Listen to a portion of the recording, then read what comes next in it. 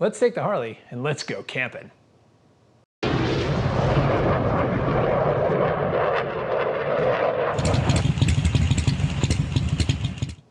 Hey guys, welcome back to the channel. Salty here, you're there. Let's talk about lodging, really camping. So in the scale of motorcycle lodging, you've got on the one hand, the Ritz-Carlton, nothing but the finest, Michelin-starred restaurants. And on the other hand, you got the old guy on the chopper with his bedroll tied to the handlebar.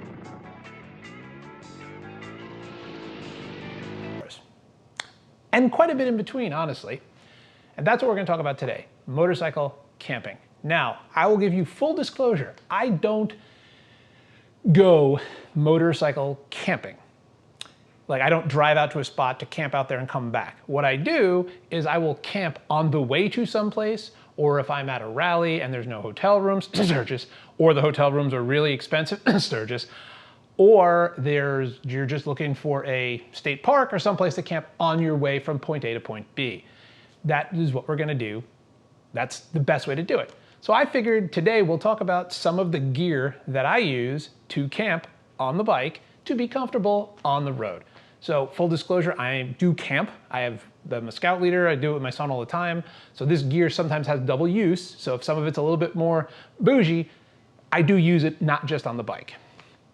So let's jump right into it. So we'll talk about picking a site in another video because there's lots and lots and lots of options as far as where you want to go. You can go to state parks, you can go to national parks, you can go to paid campgrounds like your KOAs, resorts, or you can camp on BLM land, or you can knock on a door and ask if you can sleep on their land. We'll talk about that in another video. So, what are you gonna do? You gonna sleep under the stars?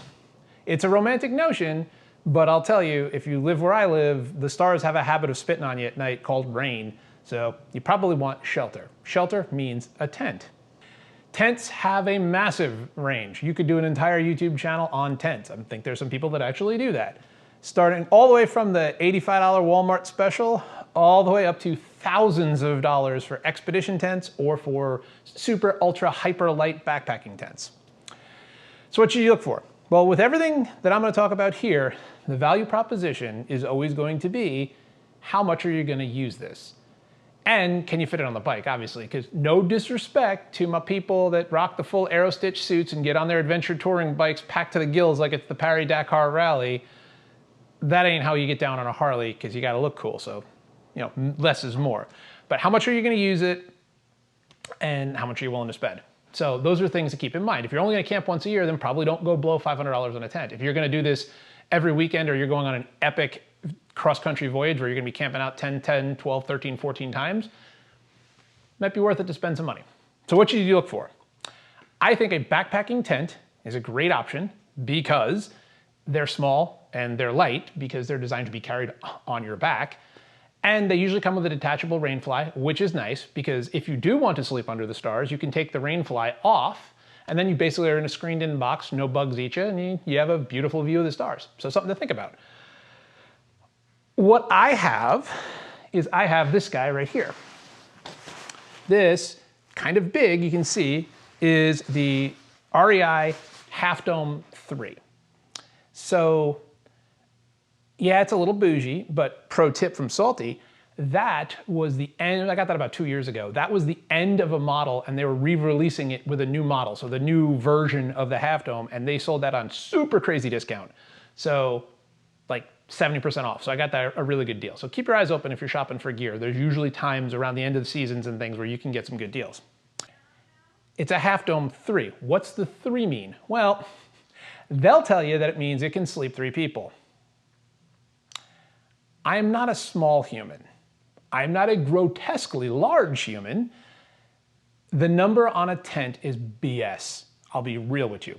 The number on a tent is what you could theoretically Jenga into it. I always say take one away to be comfortable. So if that's a 3, that's a 2-person tent comfortably. I got it so me and my son could go camping with it comfortably with 2 people and their gear. If you see one that says 2-person tent, that's comfortable for you and your stuff pretty much by yourself, which if you're gonna camp solo, might be a good option. And then if you see a 1-person tent, that's basically a bivy sack. Like, you do you, but not for me. So Only problem with this guy is that it takes up a lot of space. So what do I do to get him on the bike is I take the pole bag, the bag with the shock corded poles out, and I can squish him down nice and small and fit him into my bag here. This is what I rock right now, Sissy Bar bag by Harley Davidson. I will fully admit it's not big enough, but it's what I have right now. In the market for a bigger bag, I ride that on my Sissy Bar. I usually flip it around since I'm riding solo because Mrs. Salty does not like sleeping on the ground, so she don't come on these kind of trips. So I flip it around, put it on the passenger seat so I have something to lean back on when I'm riding. That works out pretty well.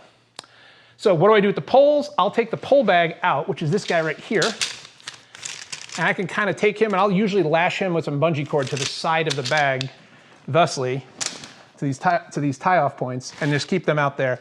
That way they're not getting bent and it gives me room to stuff other things in. Funny, normally with this kind of bag, all the gear goes in the Sissy Bar bag, and then my clothes and other stuff go in the saddlebags because I know the saddlebags are waterproof, 1, and 2, then I can just pop this thing off the Sissy Bar when I get to camp and bring it over wherever I'm set up, because sometimes you're not gonna park exactly where you're sleeping.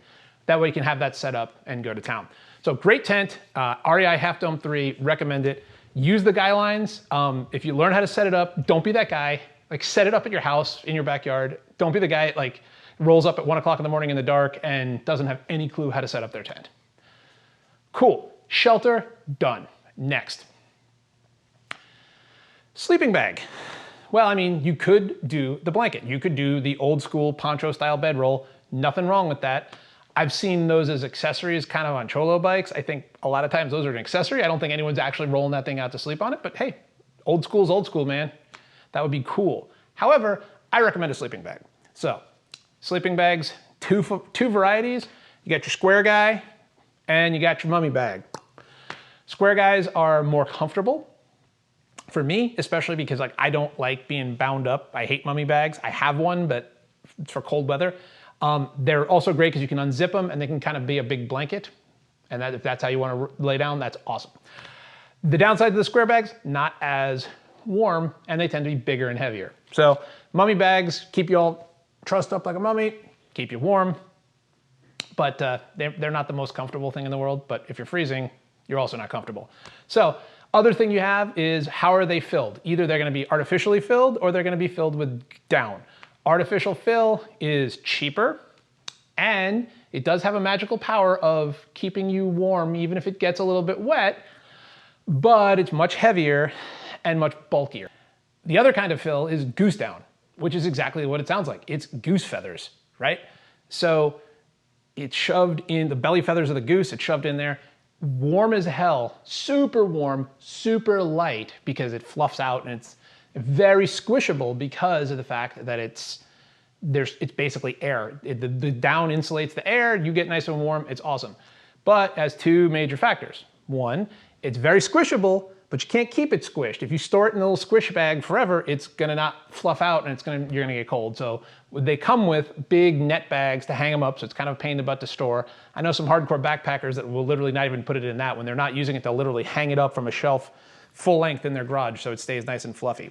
The other big other is it's expensive, like really expensive. And the third other is that if it gets wet, it don't work. The feathers all clump together and you're not gonna stay warm. So, food for thought. So this is what I use. This is a small 50-degree sleeping bag in a compression sack. These straps will yank down to make it smaller so it fits in the backpack or the Sissy Bar bag better. It's rated to 50 degrees. Fun fact about Salty, I don't like motorcycle camping in the cold weather. I just don't. Fun fact about sleeping bag numbers. That number on the bag, it don't mean what you think it means. They call it a comfort rating, which is kind of bullshit. If you have a 30-degree rated sleeping bag and it's 31 degrees out at night and you strip to your skivvies and you slide into that thing, you're not gonna be toasty warm. You're gonna be cold and uncomfortable and you probably won't sleep, but you won't die. That's what that number really means, is that it will prevent hypothermia at temperatures at or above what's printed on the bag. It don't mean you're gonna be comfortable. This is a summer weight bag, it's good to 50, meaning if I slip into my skivvies, I add 10 degrees to that for comfort factor. So if I'm sitting there in t-shirt and shorts in this bag and it's 50 out, I'm probably gonna be a little chilly. 60 degrees is usually where this thing is comfortable. But fear not, you don't have to have a 0-degree Expedition mummy bag just to go out if it is a little cooler. Layers, always wear layers. I don't care if I'm on a long motorcycle trip, even if it's the summertime, I pack a set of long johns and a long john top, because you never know. You never know when there's gonna be a storm, when the wind's gonna blow in, where you're gonna get wet, where you're gonna want an extra layer. Plus, you can put that layer on and sleep in a sleeping bag and add about 10 degrees of warmth to it right there. Sleeping bag, very important. Okay, so that's shelter and sleeping bag. Roll credits. No. You can, like, that's kind of a minimum. If you want to go minimalist, that's kind of all you need. But some people like to be comfortable. Hi, I'm some people. I like to be comfortable. So here's some things that I carry with me that, some of them I will not consider optional. They are very much mandatory, but they could be considered like an optional luxury if you want to be a little bit more comfortable for your camp out. The first one is a sleeping pad. So if you came up in the 80s camping, or you were in the Army or something, and you remember that really crappy little thin piece of foam rolled up, you can still get that. That still exists, or the big foamy egg crate thing, but the technology has improved. And the improved technology is this guy right here. Let me introduce you to the big Agnes Rapid SL. Yes, it's a little spendy. Yes, you're gonna thank me. If you're gonna do a lot of nights on the road, on your back, on the floor, that didn't come out right. If you're gonna go out and camp a lot on the road, you wanna be comfortable, this is a worthy investment. So we're gonna do this through the magic of television. That little coffee can turns into this. This is what it is. Look at this thing, it looks like a raft. It is thick, it's like 4 inches thick. Inflates relatively easily. I mean, you could bring a battery inflator, but it comes with this thing called a pump sack, giggity, which is basically a little like a pastry piping bag. You connect it up to the thing, it's hollow. You just kind of like open it up like that, pinch the end, squeeze some air into it like bagpipes, and it takes like 3 minutes to inflate. It's not bad. But what you get is this bougie, luxury, thick mattress that has a couple of things. One, you're comfortable. Even if you sleep on your side, you're not gonna feel the ground digging into you, which is awesome. Two, you're gonna stay warmer. This actually has an R value to it. So if you camp in cold weather and you lay even in your sleeping bag directly on the ground, you're gonna lose a lot of heat through the cold ground. This keeps you off the ground. It has a layer of insulation in it, and it's a nice air layer, so it keeps you off the cold ground and keeps you very comfortable. Highly, highly recommend you get one of these things. And you saw how small it packed down. It packs down to literally the size of a coffee can, something that you just absolutely, this is a non-negotiable thing for me if I'm sleeping on the ground. This thing's awesome. So we've got sleeping and we've got the tent kind of covered. Now we can talk about a couple of other little luxuries that I like to have that are kind of situationally dependent. One of which is absolutely get a lantern, a small little lantern. I'd show you this one, but my son borrowed it. It's a little pop-up lantern that I got at like Bass Pro Shop for like $4. Takes a couple of AA batteries, and it's great because you can put it on the table, which is good. So if you're sitting at a picnic table at your campsite, you have that, you have light, you can see what you're doing. Most of the tents, I know my tent has a little tie off on the ridge pole inside where you can hang that so you can have a light in your tent. So if you're getting your clothes ready or you're packing up, super easy to go with that. Also bring a flashlight. I mean, yes, all right, I know you have your phone. Trust me, everyone, if you want to use your phone, that's a great thing. It's a multitasker. I prefer a flashlight just because I'm old fashioned, but have some form of light, especially because you don't want to be that guy that gets up in the middle of the night to go take a leak and trips over his own bike because he can't see where he's going. So a light is important. Another luxury that I carry a lot of times on these trips that, depending on kind of what you want, whether you want to make the investment, is a thing called a little Jetboil. It's this guy right here. So this is the pot, and in it, take the top off, and in it, it packs up the fuel canister and the burner, and it sets up to a little stand like that. I'll show you a picture of it set up. And that's how, and I can put this thing together and it will boil water quickly, like very quickly, even at altitude.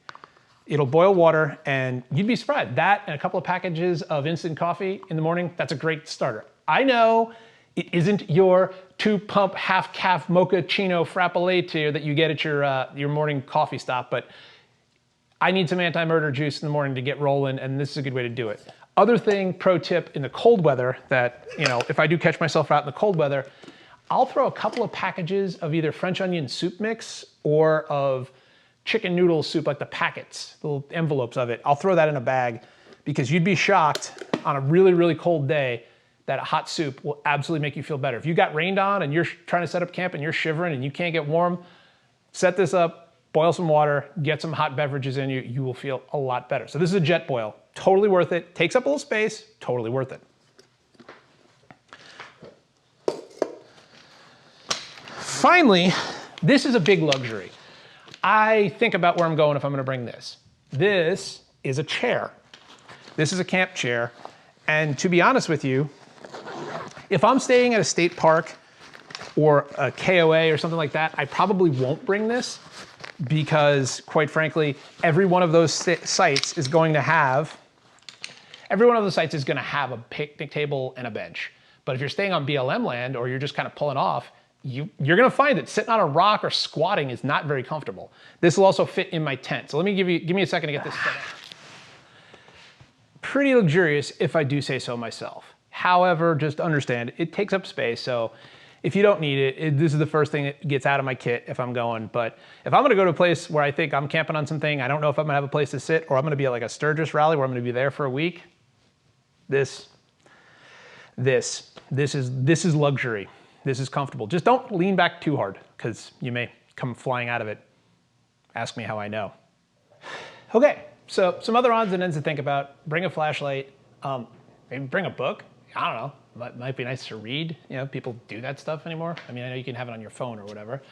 Another important thing is, I'm not gonna tell you, you're a biker. You should have rain gear, right? Have rain gear. Your mom told you to get rain gear, have rain gear. Fun fact, your rain gear for your bike will work as rain gear in camp. So if you're in a campsite and it's raining, you have rain gear on your bike, use it. There's no magic mojo about your bike rain gear that means it won't work if you're walking around, sitting around in a campfire or something.